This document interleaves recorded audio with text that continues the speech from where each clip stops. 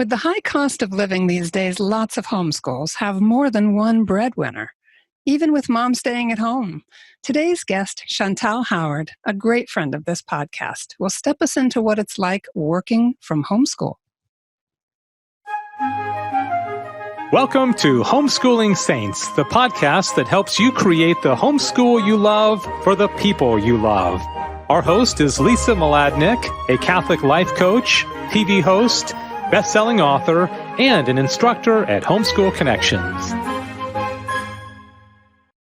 Before we get started, remember to subscribe to this podcast so you never miss an episode. And if you're watching on YouTube, click the bell to join our channel. Hi, I'm Lisa Mladinich, and today we're talking with Chantal Howard. Working from homeschool is our topic today. Chantal is a wife and homeschooling mother of 5 children with number 6 on the way. Yay! She's also a homeschool graduate herself, leveraging her experience as a high-level athlete, a lifetime of entrepreneurship from within the home, and dedication to the rosary. Chantal helps families create a successful path to holiness, health, and freedom. As a Catholic life coach, she specializes in healing the obstacles to combining faithful living and entrepreneurial success. With nearly a decade of holistic training in essential oils as a doTERRA wellness advocate, Chantal has worked with thousands of families, educating them on natural paradigms of wellness and healthcare through a Catholic lens. Combining her loves, she is the designer of beautiful aroma rosaries. I have the Fatima one, and it's absolutely exquisite. Check it out. I will give you the link for that in a moment. Chantal's also a speaker and the author of 2 books, The School of the Family, A Renaissance of Catholic Formation, and The Family Rule. With over 15 years in ministry, she's worked alongside her husband, Dr. Peter Howard, the founder of the Fulton Sheen Institute. She's also a treasured contributor to this program with her short recurring feature every month called From Ideal to Real. You can find her at chantal-howard.com, spelled the way it sounds, CHANTAL Howard, HOWARD.com. And this will be in the show notes as well. And you can also find her at aromarosary.com, spelled exactly the way it sounds. All right, welcome, Chantal. It's so good to have you with us today. Thank you, Lisa. This is a real joy. Yeah, it's always fun talking with you because you're one of those people with that kind of luminous energy and light. And I really see that as drawing, from the beautiful luminosity of Our Lady, the way you're dedicated to the rosary. And just want to thank you for that because you've guested on our Homeschool Connections webinar and do so much to add value to our podcast every month as well. Oh, thank you. It's been a real joy to connect with the Homeschool Connection community and feel more a part of the family. So thank you very much. Oh, you're welcome. So tell us, just starting off, and we're talking about working from homeschool, which is a very cool topic. What was it like for you? Because I know you grew up in a homeschool yourself and in a business environment, and you've been able to bring that into the present day with you. What was that like? Yeah, this was a fundamental reality to my experience of homeschooling because my grandfather was an inventor, always creating and inventing and trying to find success in his own way. And he eventually did through the work that my family then picked up on. My mother was in sales. My father was in installation of this product that my grandfather had created, Weatherport, a steel frame structure with a vinyl cover. Back in the day, it was intended just to keep snow off of the car, but it became a really big phenomenon throughout the country. And so as a kid, when my mom decided to homeschool us, this was integral to our daily experience because the phone was ringing, the books needed to be kept, customers would come by the house, there were projects to have to be completed. And so I was really inundated from the very, very earliest memories of my life with business. And not only was it a source of fun and creative play, I remember taking all the stationery and the checks that were no longer valid, pretending. But as soon as we could, we were answering the phone, Global Shelters, this is Chantal, and we would try to see how long we could get into a phone call before somebody picked up on the fact that we were a kid. And so it was a really beautiful dimension. Of course, it had its challenges because there were multiple times when mom had to say, sorry, nope, I'm not available, or a phone call would just happen. And she had to be available for that. But the choice that my parents made to work from home was a huge light in my life, because it really instilled in me the fact that their intention was for us to be free to be with us and to provide for us in a way that allowed us the most optimal time together possible. And I really cherish the fact that I had that experience. So my speaking skills, confidence, sales, all of that just kind of was a natural part of my upbringing. And especially, I remember as we emerged into the computer age, we were leading the way at the house, trying to figure out, the new computer programs and how to market and bring things into the new world, so to speak. And that was, it was an amazing foot up in a lot of ways for me as a young person to have those skills being brought, side by side with the beautiful faith formation and, of course, the traditional, academics as well. Yeah, it strikes me that there are so many success stories, business success stories, where the family gets left behind, where that connection, that intimacy, that mutual trust and understanding, just even really knowing each other, gets severed. But when you combine those two things of choosing to sacrifice to homeschool, to be in the home and stay connected as a family, with let's all be together in this incredible adventure of forging a place in the marketplace and really providing something of quality and value to other people, that's really a remarkable opportunity for a family. It was. And the thing that was interesting is just the breadth of formation that it afforded us.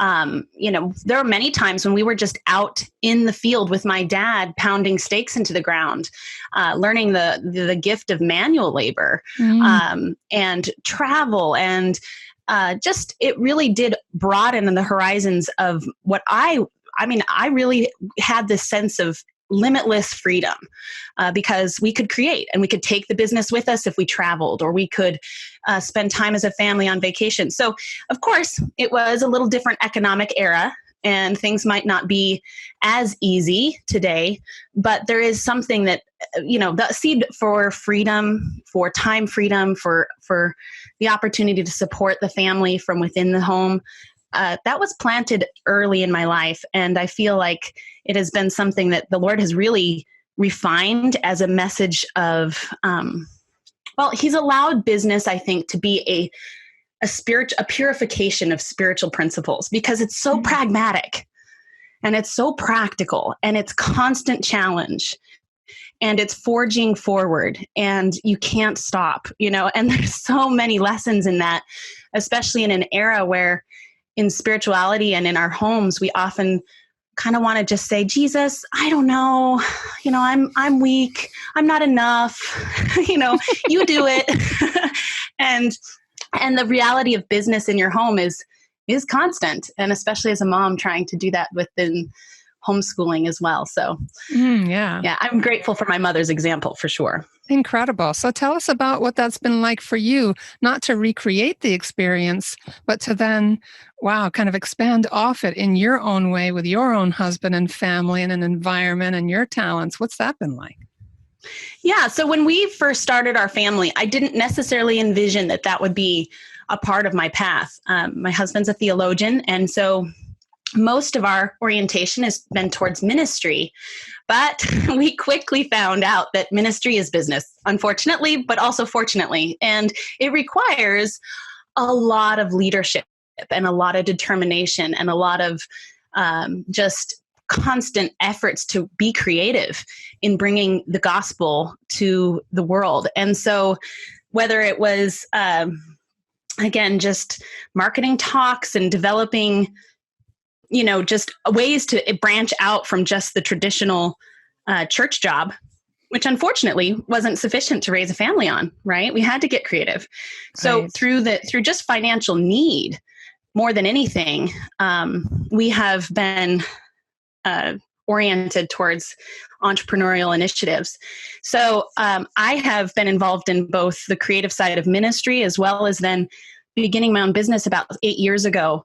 Kind of stumbled into a direct sales opportunity, which Never, ever in my wildest dreams thought I would do. I was one of those people that said, "Oh my gosh, no, I'm never going to be one of those people."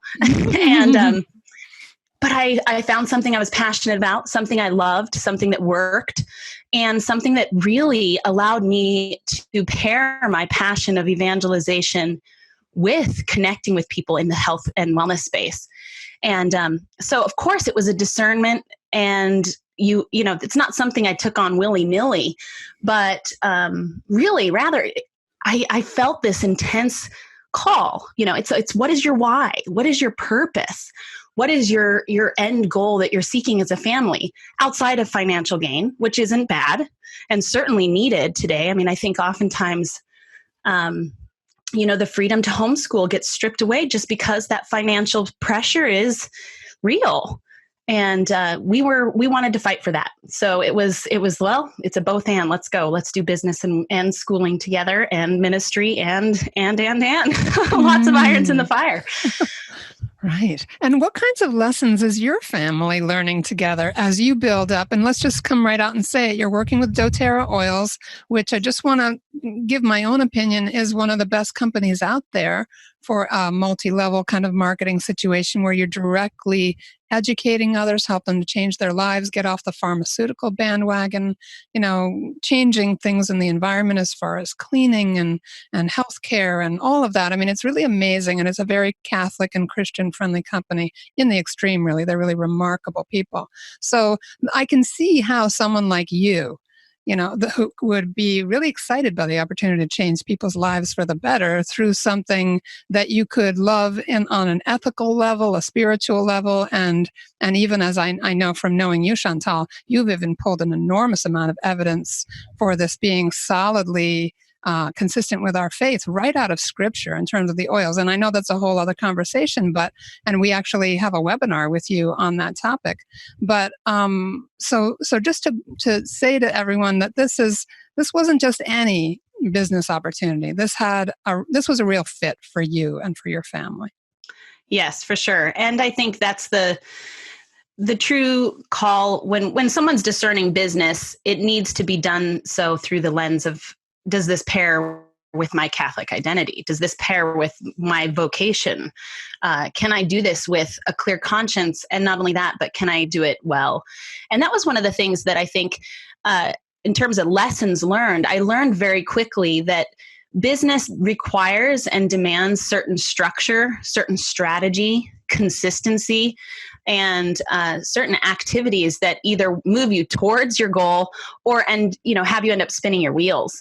And like you said in the beginning, my personality is kind of bright and bubbly, and there's a lot of it that really serves me well. But it's also, there's a lot of areas in my personality and my own habits that have had to be refined. And I've often said that my work with doTERRA in the space of personal growth, strategizing, consistency, it has been so incredibly impactful in my own spiritual disciplines, my own just learning to communicate more effectively as a mom to my kids. I remember just seasons of life where I would just assume they all knew what was going to happen, right? I mean, gosh, I've got it all figured out in my head. We're going to do this, and you need to do that. And I learned very quickly, if I'm going to operate a business and home educate, I have to embrace a schedule.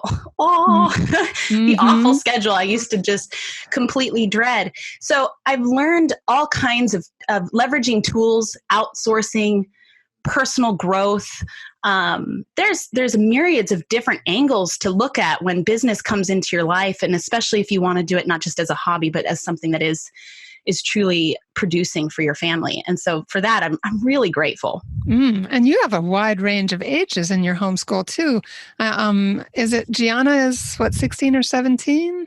Actually, her name's Gemma, but yes, another good Catholic saint. That's me. That's my brain. The lovely Gemma, who I have met, who is just an absolutely beautiful young woman, and you have a baby on the way. So you have the whole range. What kinds of lessons are you seeing them pick up on? Are they getting enthused about any aspect of running a business from home? Absolutely. We talk a lot about just the entrepreneurial spirit in our home. Our girls are musicians. They have dreams of being able to bring their gifts and talents to to the stage and they realize that today that means being creative. It means learning marketing. It means discovering how to communicate well, to be good speakers.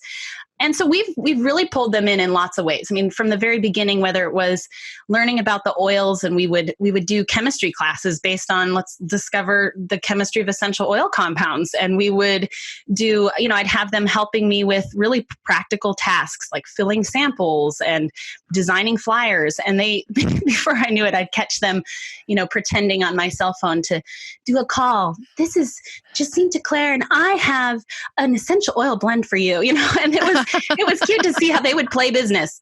And I think it's an incredibly important role in our American economy today.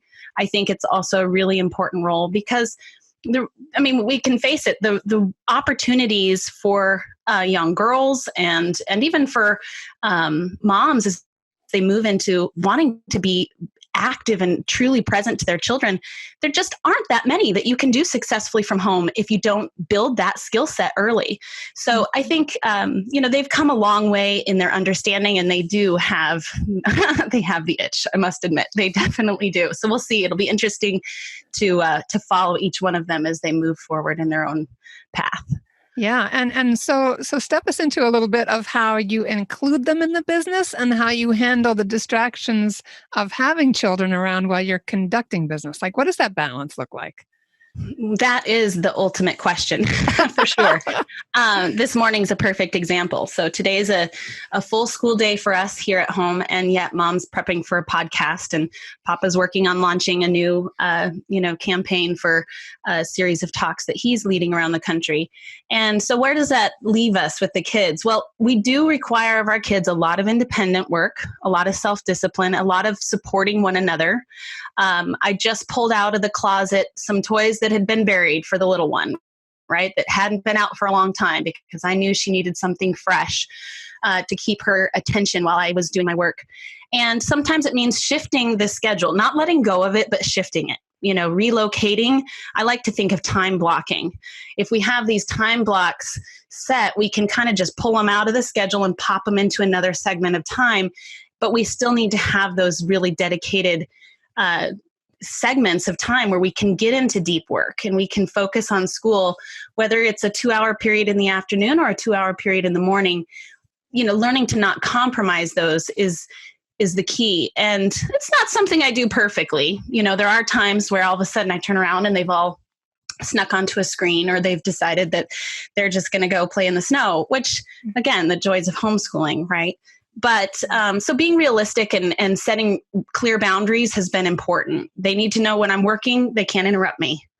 9 times out of 10, I don't end up with kids, knocking down the door when I'm on a webinar. But, occasionally there's the emergency and you just have to roll with it. Wonderful. And you mentioned they'll help with a flyer or with samples and things like that. So they actually do have a hands-on role to play. So what are some just practical tips for moms who are trying to make that balance of homeschooling and working from home, or even for those who are listening and going, gee, I'm really not sure I can handle that? What would be some practical ways to look at this to be able to manage it? Yeah, for sure. Well, I do think that obviously our vocation to motherhood is central. And holding on to that and recognizing that the first priority is to the formation of our children, to loving our spouses. It's something Peter and I often have to remind ourselves. We need to set our schedule, set our hours, and we need to turn off the business. Otherwise, he can stay in his space and I can stay in mine, and the kids get, wrapped up in their world. And pretty soon we have replicated the exact thing that we have tried to run away from, which is, that segregation of the family. So one of the biggest things is people begin to seek the discernment of home business, I think, is, the realistic analysis of, can our home handle this, right? Do we have the skill set? Do we have the willingness? Really practically, I've had to learn to go mobile. I do my business on the go a lot. I think that's something that a lot of homeschool families are hesitant to do. The goal is to try to, in a certain sense, keep the world at bay. And I've had to embrace the tools, the social media, all of the apps and the things that are there to help, make my business more efficient. And so, but the beautiful thing is my kids see that I'm using these things as tools, not as time wasters. And so in that sense, it's a really good lesson. They know that mom's on the screen, not because she's, playing video games, but because she's leveraging her time so that we can have those violin lessons we love, or, the opportunities that are important to us. So not being afraid to step into the technological space and embrace what is there for business to be successful. Because if you're going to do it, it's go big or go home, in my opinion, right? If you're going to do business, you got to really embrace what that requires. Getting organized, like I said, setting your hours. And then one of the biggest things that I think has made the biggest impact in my business is having mentors and coaches. We need that support. The best coaches have coaches. The best mentors have mentors, and not being afraid to invest in your personal growth. Especially in the space where, when you're being your own boss, there is very few things in life that require as much self-discipline as getting yourself up, moving forward, knowing how to plan and leverage your time efficiently. So having people there to help keep you on course, inspired, so forth is critical. Mm-hmm. And it's one of my greatest joys. It's one of the things that I've emerged into, and a gift that I feel like the Lord has given me is helping others in that space of coaching and mentorship. So for those that are discerning it, there's an opportunity to have a conversation there with me in person. Oh yeah, definitely go to Chantal Howard.com, and we'll have that in the show notes as well. But you can also find Chantal on Facebook, and her maiden name is in there, Chantal Dussault, Dussault Howard. And again, I'll put that with your permission, Chantal. I'm just coming up with this on my own. I'm going to put up the Facebook link there as well, so you can interact with her and maybe have a conversation with her about what some level of accompaniment or accountability or learning process might be in partnership with Chantal. Okay, so anything else in terms of practical tips? I think the biggest thing is, and I say that a lot. I hear myself saying the biggest thing. There's a lot of big things when it comes to this. We have to be gentle with ourselves, but recognize that business is an opportunity for us to grow forward. And I love the blessed Saint Junipero Serra, his motto, always forward, never back. And there's something that is natural to the movement of business that pulls us into that movement forward. And so my encouragement is, I personally think moms should be finding creative outlets for their own creativity, for their own ingenuity. There's going to be a season when kids are moving on, and it's a beautiful reality to have nurtured your own growth in the process. As a homeschooler, I remember telling my mom, I said, Mom, you don't get to graduate me until I graduate mine. Then I know I will have been fully homeschooled. Wow. And business is part of that learning experience for me that has been really rich. And of course, balancing it with lifestyle is a delicate reality that we have to work on. There's times and seasons where I've had to just pull back and say, nope, I can't do anymore right now. And I have to refocus my attention on just adventuring with the kids or being present to them. But nonetheless, because there's this tug, not only a need, but there's this tug forward to just progress in your business, I feel my own spiritual growth and my own disciplines moving forward. So seeing it not as a necessary evil, but really, really as an opportunity to grow in leadership. And I just want to speak out some of the things that you've talked about in terms of putting the pieces together for anyone discerning.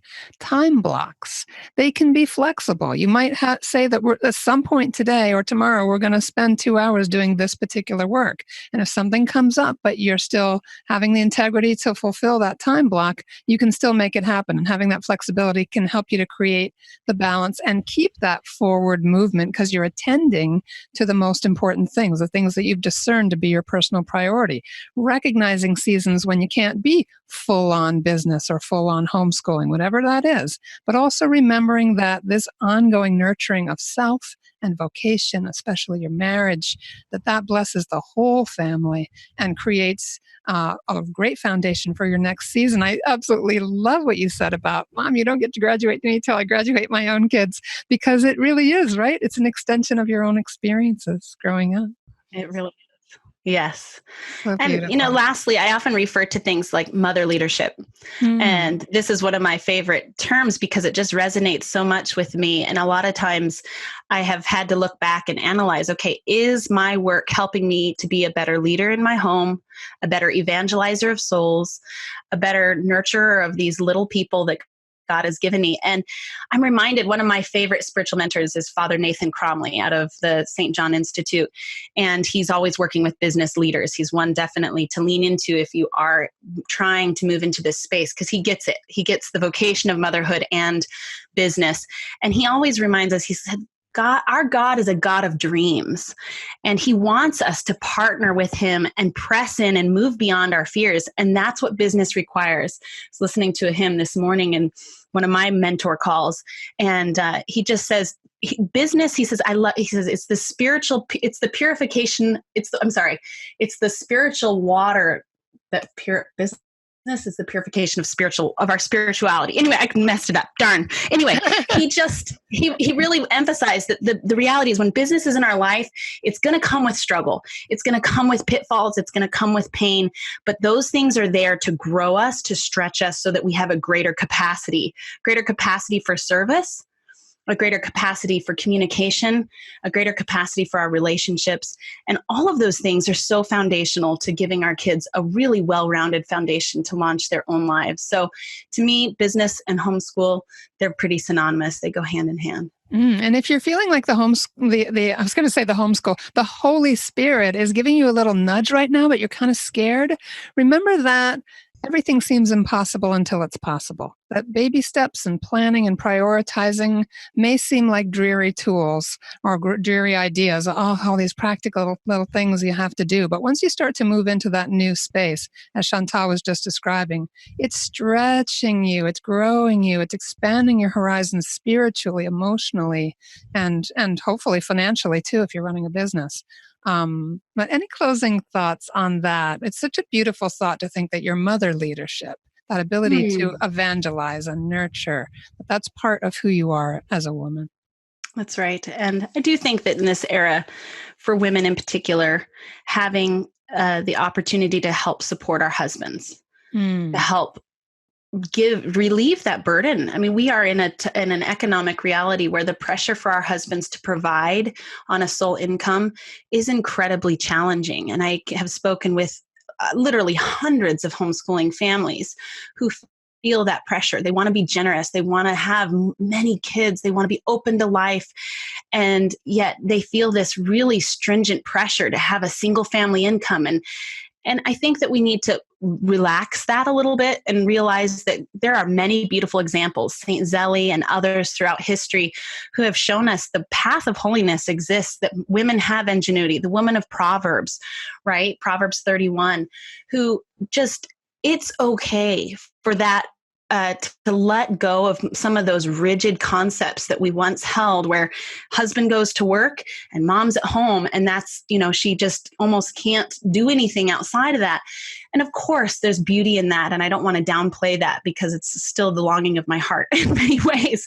But I do think that today, the movement of the Holy Spirit is saying, if you have a talent, if you have a gift, if you can, press into that, be creative, and don't in any way feel like the family is a hindrance. It's honestly, in many respects, a huge asset. And I feel that all the time in my business. I love that my kids are along the journey, and I've got built-in helpers, right? So they're learning, and I'm getting to have their wonderful support in the process. Okay. Thank you so much, Chantal. Everybody, please look for Chantal online. It's in the show notes. Chantal, CHANTAL -Howard. and also aromarosary.com, and we'll have her Facebook link as well. We're so grateful for all the time that you spent with us today. And really, I just feel there's a sense of comfort and inspiration that happens when truth meets opportunity, where we have these stresses and challenges, but what we live into the gifts that we're given and the opportunities to grow together as a family. Just such a blessing for us today, Chantal. Thank you again. Thank you, Lisa. Thank you very much. All right, everybody. Thanks for being with us, and stay tuned for our short feature coming right up.